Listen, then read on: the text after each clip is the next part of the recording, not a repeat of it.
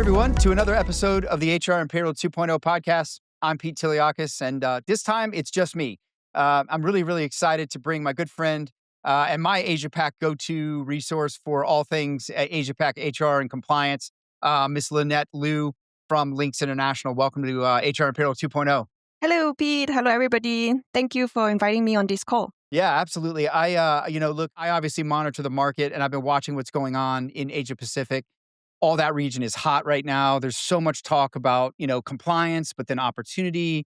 A lot of cool things coming out of there. And I just thought, we gotta get together. Yeah. I'm a big fan of your newsletter that you put out with all the compliance updates in the region, Thank you. all the countries covered. It's great resource. I point folks to it all the time. And I thought, hey, let's unpack what's going on over there. Yes, about time.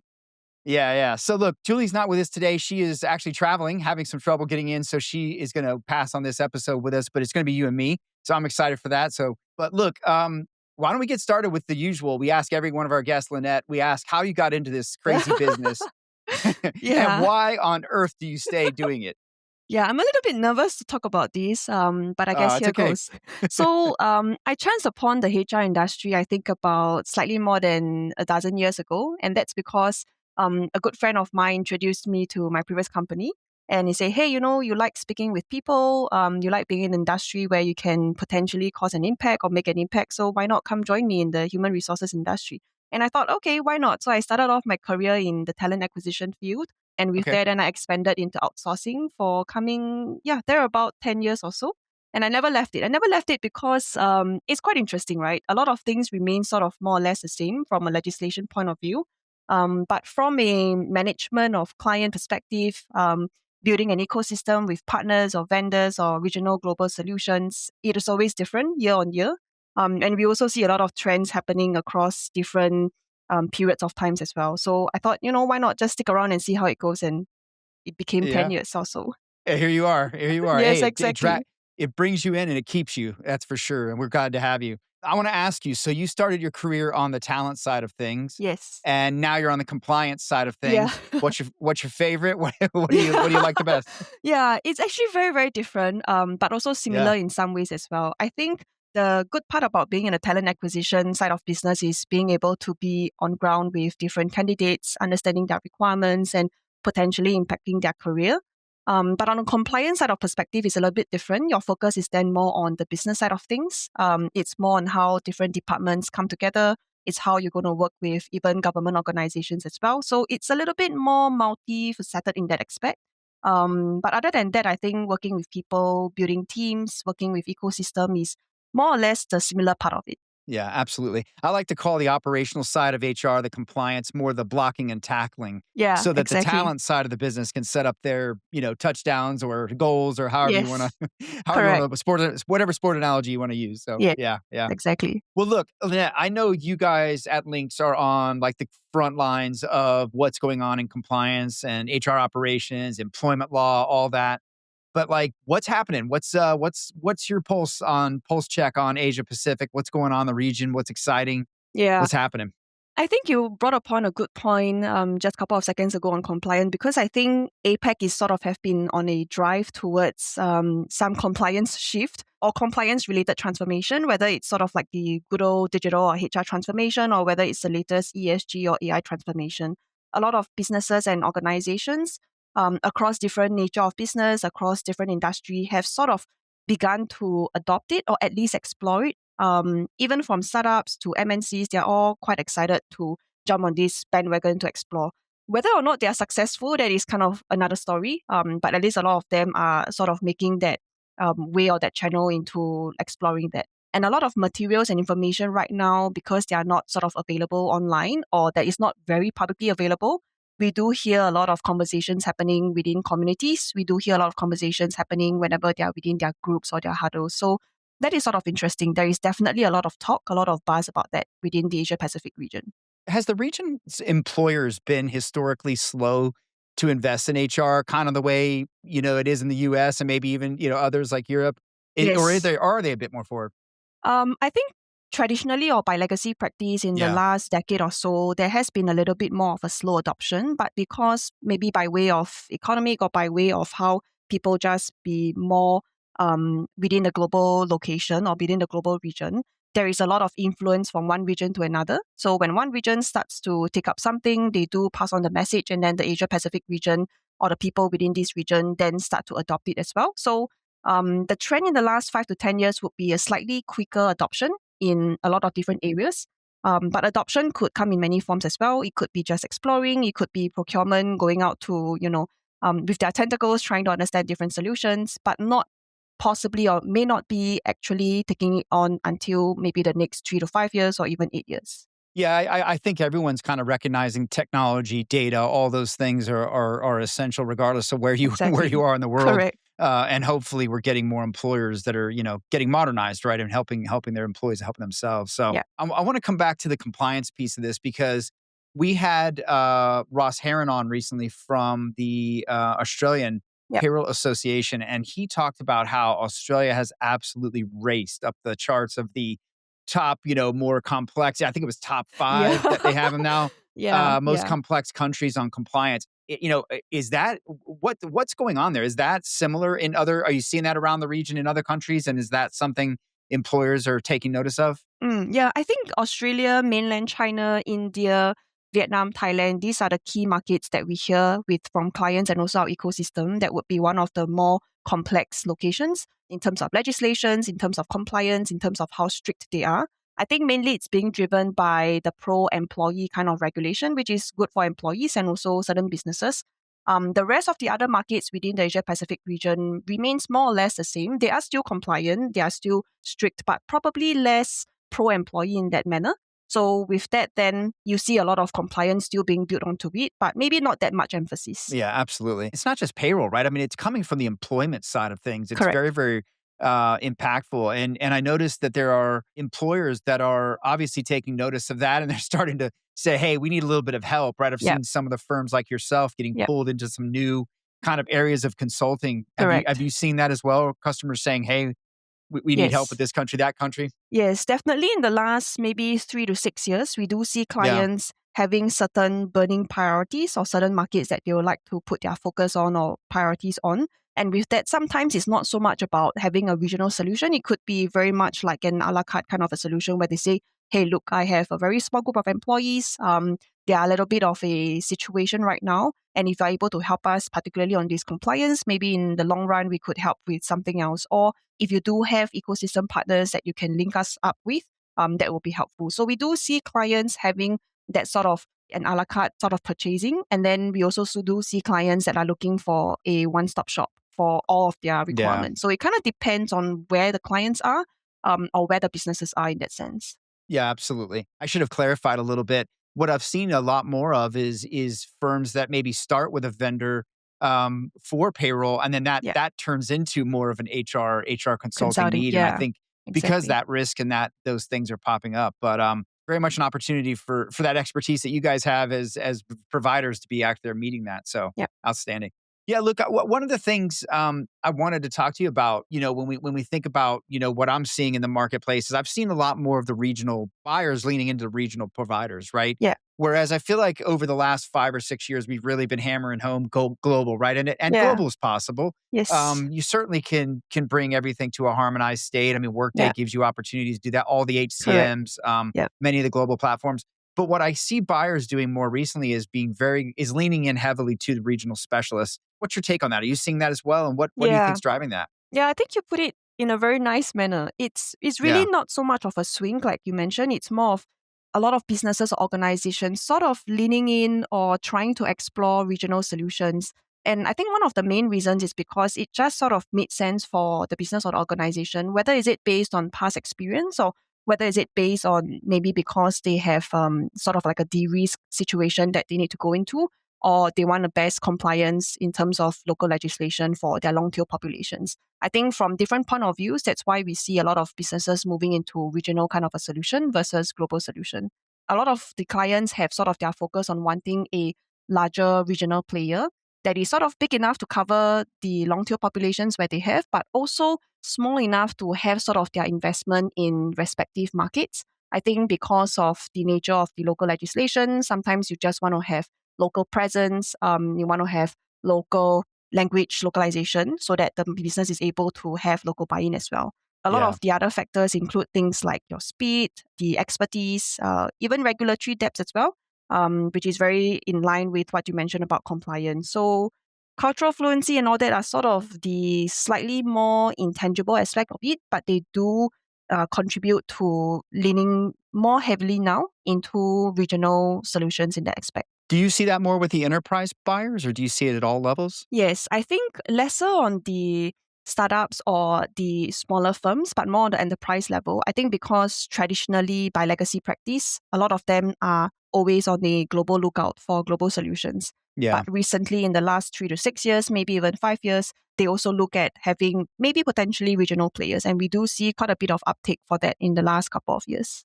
Yeah. Yeah. I've seen that as well. I've seen some of the big enterprises go out and transform by using a handful of regional Yeah, players that are really good at what they do, like correct. Links, Yeah. right? And very focused. And I think that gives them a lot of confidence in that localization, but then a lot of agility Yes, to plug and play the things that they need to make the best fit exactly. solution for themselves. So yeah, Exactly. Correct. I like it. I love it.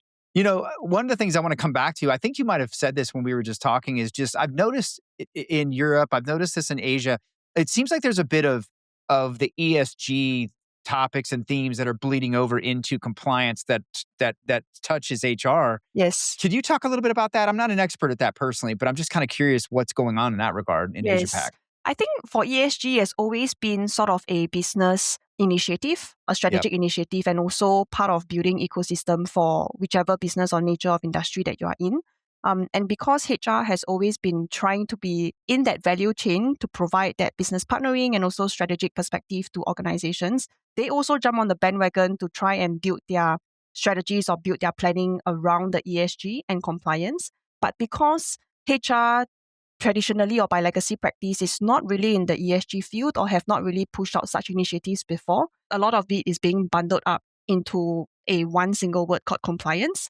So the moment you have HR professionals talking about ESG or trying to be more compliant, it just means that they are trying to move up that value chain. They are trying to find a lot more value in what they do, maybe either by outsourcing or maybe by doing more business partnering, doing something more value added for the business. That is something that we also see sort of like a buzzword in the last maybe 2 to 3 years within the Asia Pacific region. It's still kind of like a gray area in terms of what it exactly means for HR, particularly in this field. But a lot of people are just trying to go around, share notes, make sure they have certain initiatives on point within their organizations. It definitely flows from a middle-sized company all the way to enterprise-level companies as well. For startups, I think this is not really in their priority at the moment.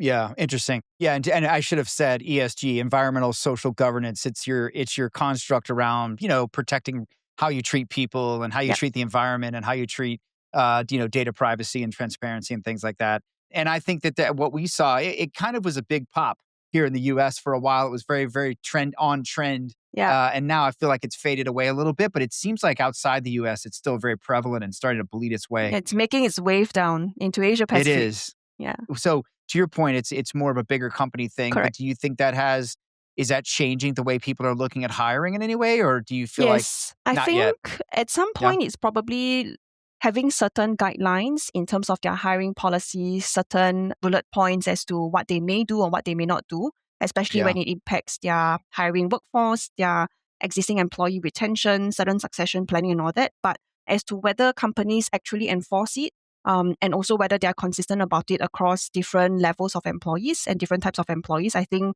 that is still very much business oriented, and that's still very much dependent on the company itself.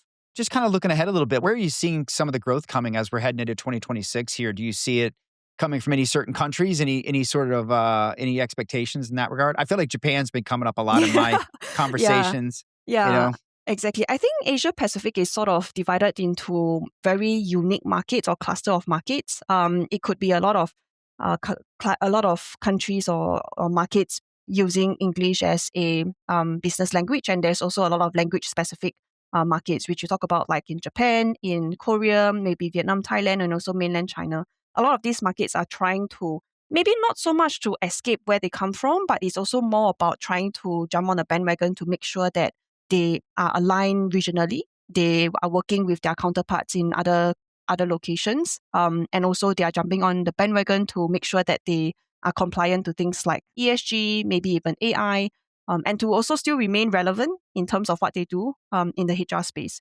So I think APAC is sort of still dynamic and as localized as you can get in that aspect.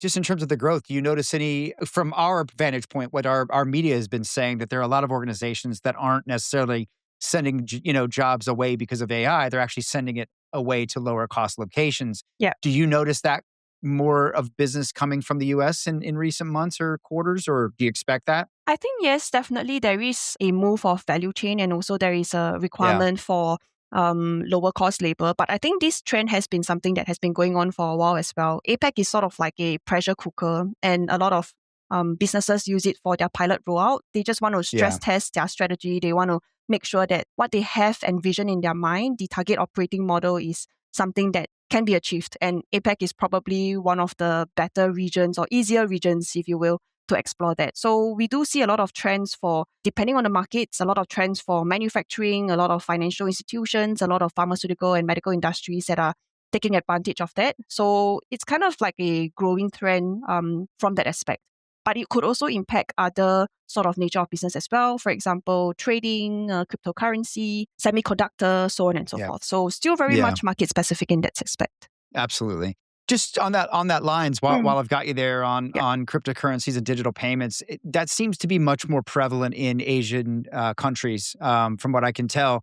How is that going in terms of payroll? Is there an expectation that payroll is in stable coins, or Yeah. what's kind of the pulse on that? Yeah, I think it's quite similar to the same grain of that topic for ESG and AI. There is a lot of growing buzz and there is a lot of interest in trying to make payments a lot more than digital, trying to make payments safe, trying to make payments convenient for whether their employee or their businesses. But there is also one part of the whole payments that is not yet resolved, and that is the part about legislation, because a lot of it is still not linked to local governments, your tax authorities, Right. and so on and so forth. So there is definitely a lot of firms that are trying to work that out. There is also a lot of employees that are remaining patient to see whether they are able to get that as part of their payroll. But I would say maybe in the next year or so, there could be more progress in that. But as of now, I think the payments and digital assets are probably as much adopted as the other regions in the world. Yeah, I think as you get more countries to take on or have a stablecoin sort of version of their fiat, I love it for employees. I love it for business. I mean, to be able to move cash instantly and not have to mail it, or Yeah, yeah, here in the U.S. moving your 401k from one account to yeah, another, the lag times are just yeah, crazy. So I'm yeah. excited for what it can do in that way. I think it's really really interesting. We have to talk innovation in AI, but Yes. you also do some work in the Middle East, and I know there's often some expansion that happens from companies in the Asia Pac going outward to the Middle East, and the Middle East is just going crazy on Yeah. growth Yeah. for many many reasons. What are you seeing Yes. there? What's going on in that world? Yeah, it's crazy. I think in the Middle East, a lot of the focus is about whether employer of record service and also about company incorporation. And I think these two are very much on a dichotomy or two different school of thoughts. It depends on where the client is in terms of their business cycle. If they are new clients or startup, I think the UAE is one very convenient location and also very pro business friendly in that aspect. So employer of record service could be something that a lot of businesses want to take up, especially they want to enter that market very quickly. The other school of thought is more on the business incorporation or the company incorporation. That is when businesses have maybe a year or so with their people on ground, exploring the market, realizing that, hey, it works out for their strategy, it works out operationally. And also by looking at the region, it's a very big market. It's a growing market as well. So a lot of businesses are thinking, hey, why not? Since it's pro business as well, or it's business friendly, we can also set up a company over there, and then they can have a little bit more of a permanent placement within that region itself. So we do see two very distinct type of organizations or businesses in that spectrum of HR in that sense. Yeah, I think there's so much going on there. A lot of opportunity. I don't know that Yes. the Middle East is quite the complexity of compliance as Asia Pac. Am I wrong? I think Does because it depend? in certain markets though, for example, like in Yep. Dubai, you don't really have a lot of the taxes or Right. Yeah. that statutory in terms of foreign employees. You still have the same social security or pension for locals, but because businesses are incoming into Dubai, so that means they are a lot more friendly in that aspect. So compliance wise is probably not super complicated. And also because in the Middle East, it's generally more or less the same in terms of the Yeah. monthly statutory, the annual taxes for local employees and all that. So maybe less complex, but I feel like I'm going to cause a war if I continue down in this route. So, I'll probably stop it there. Yeah. No, there's a lot of competition in that area for all of that, but I would agree. I think there's natural opportunities in both regions, and it's interesting to see how they're growing so quickly. So come back to Asia Pac. I want to Yes. talk, I guess broadly, just AI, right? I mean, Yes. we wouldn't be able to get away with the conversation today Yes. without it. Um, Yes. I'm a fan. I think what it's doing for compliance, I think what it has the potential to do for employers to, think back to your roots, to find Yep. talent.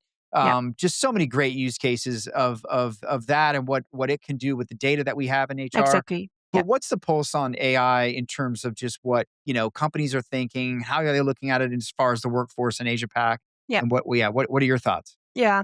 I think there's a lot of buzz and sort of like excitement, like you mentioned, going around. And I think as with most things, and including people as well, the HR just wants to be saved in a lot of areas in the entire spectrum of human resources. And there is also a lot of hope in that aspect, in thinking that maybe the existing automation can be enhanced by the adoption of AI.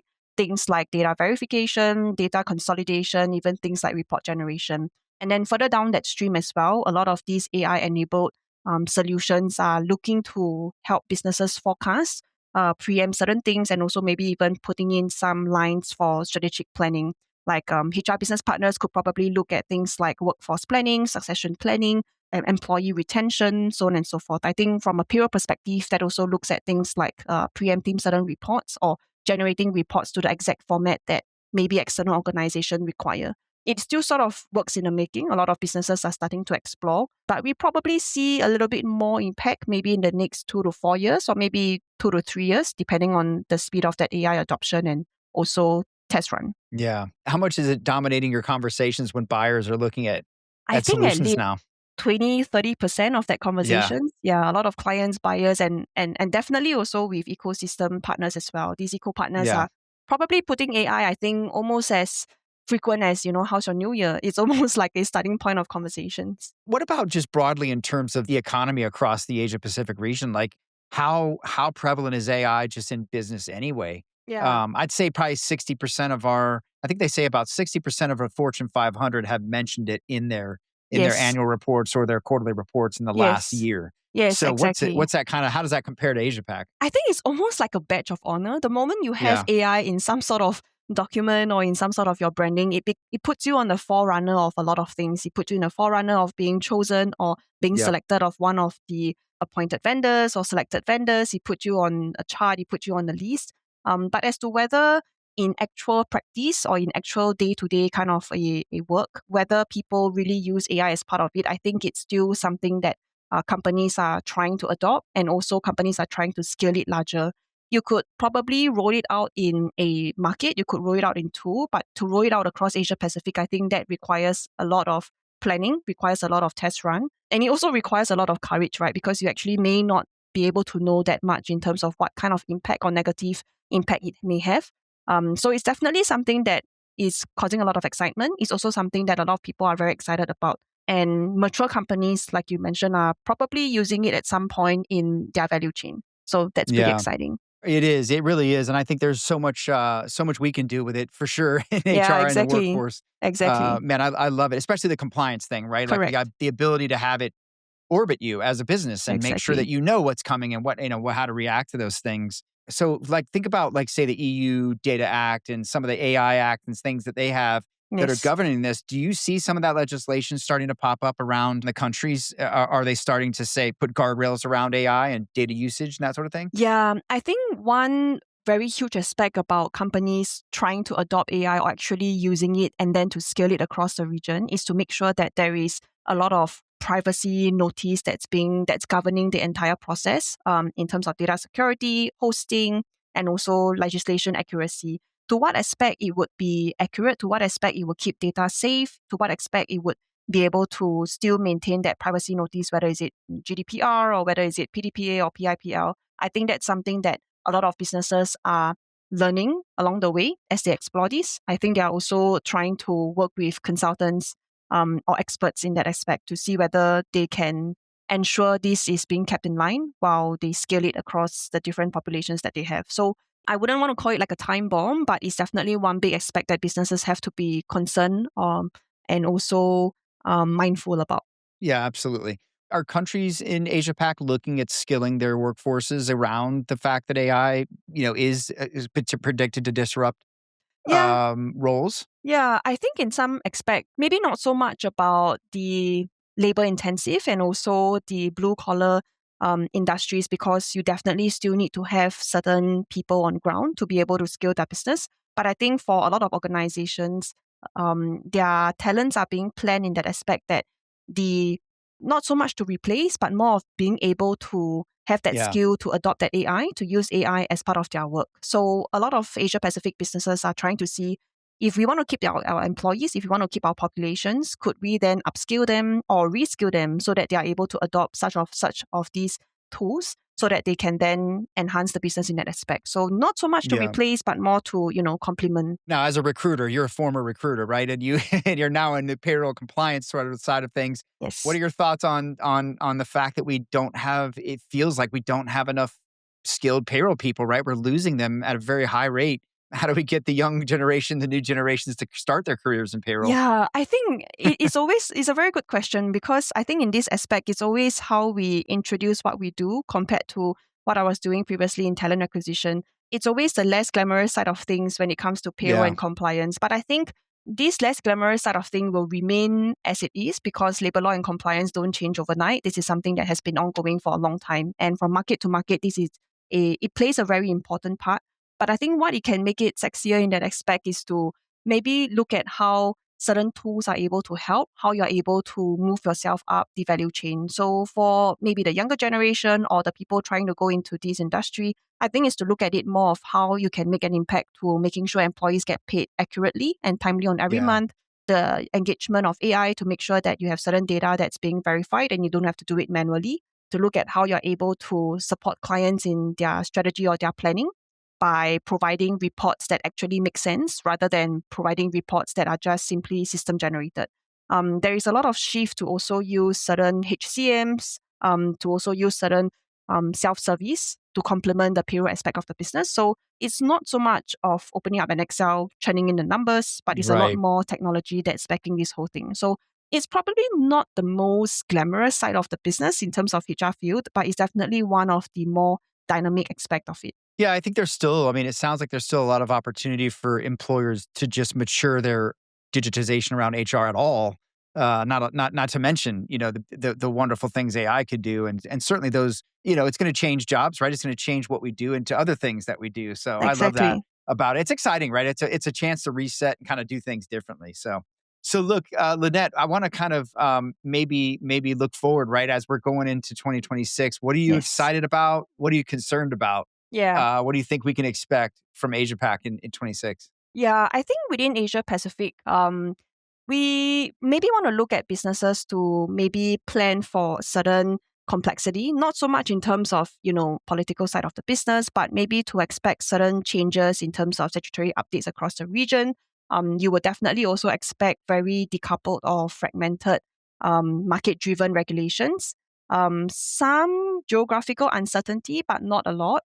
And so for that, businesses probably have to be one of the early adopters to maybe take action, to maybe also build your community so that you have teams or people that you're able to exchange information. Another side of it within the Asia Pacific region also would be circling back to the start of our conversation to look at how you're able to de-risk certain things, whether is it on the compliance perspective, whether is it on adoption of AI for certain markets, but to leverage on regional solutions, because regional solutions with probably deeper local expertise could help you to navigate some of these complexities or some of these uncertainty in the market itself. Whether it's it talent acquisition, whether it's it payroll or labor law requirements, I think regional solutions could possibly be on the same level or on the same par as traditionally global solutions in that aspect. Yeah, I agree. I think there's a certain, like we said, agility to it, right? That gives people the Exactly. flexibility to plug and play those players that make the most sense for them at the right time. And I think that just the hyper localization of this Exactly. That's what I always think about AI. I'm like, man, how are we going to localize AI? We got to Yeah. localize all. I mean, what it can respond. I mean, there's Yeah. just so many traps to that, right? I mean, Correct. and we're already seeing some lawsuits here in America around HR tech that is going to set a precedence for how these things behave. But I still think there's a lot of opportunity. I love what it's going to do for practitioners. It's going to Exactly. give us the opportunity to have like those extra hands and extra brains against our Yes. data. So I always love that. And look, it's a win-win for everybody, I think. HR has been starved for this stuff for so long. Absolutely. Innovation's been coming, man. We Yeah. needed it. So Finally, it's been coming. well, Lynette, look, I really appreciate you taking the time. You're my go-to resource for Asia Pac knowledge. And anything else? Where can folks connect with you? Where would you like us to get in touch? And I'll share the links. Yes, I think LinkedIn is probably the quickest method to get in touch with myself. And also, if you want to have a look at our newsletter on Links International page as well, I think that would be helpful. But look, you can connect with me anyhow through that, and then we can always take conversations offline. Absolutely. I'll be sure to share the links. I'll share the links to your I think it's a blog, right? That you have all of Yes. the updates. Yep. Yes. And I think you can subscribe to that if I'm not Exactly. mistaken, because I Correct. do. Okay. Yes. All right. I'll make sure we get the link out there for folks. And look, thank you so much, Lynette, for sharing. Thank We you. really appreciate you. And we will see everyone very, very soon.